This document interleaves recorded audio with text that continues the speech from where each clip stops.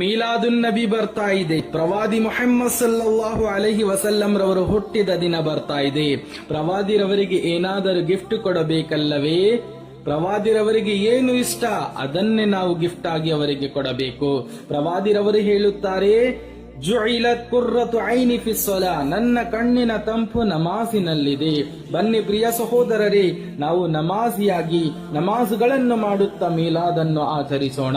ಪ್ರವಾದಿ ಮುಹಮ್ಮದ್ ಸಲ್ಲಲ್ಲಾಹು ಅಲೈಹಿ ವಸಲ್ಲಂ ರವರು ನಮಗೆ ಯಾವಾಗಲೂ ಸತ್ಯವನ್ನು ನುಡಿಯುವ ಉಪದೇಶಗಳನ್ನು ನೀಡುತ್ತಾ ಇದ್ದರು. ಆದ್ದರಿಂದ ಸುಳ್ಳುಗಳನ್ನು ಬಿಟ್ಟು ಸತ್ಯವನ್ನು ಹೇಳುತ್ತಾ ಮೀಲಾದನ್ನು ಮಾಡೋಣ. ಖಂಡಿತ ನಾವು ನಮ್ಮ ಮನೆಗಳನ್ನು, ಮೊಹಲ್ಲಾಗಳನ್ನು ಬಾವುಟಗಳಿಂದ, ಜಾಂಡಗಳಿಂದ, ಲೈಟಿಂಗ್ಗಳಿಂದ, ಡೆಕೋರೇಷನ್ಗಳಿಂದ ಅಲಂಕರಿಸೋಣ.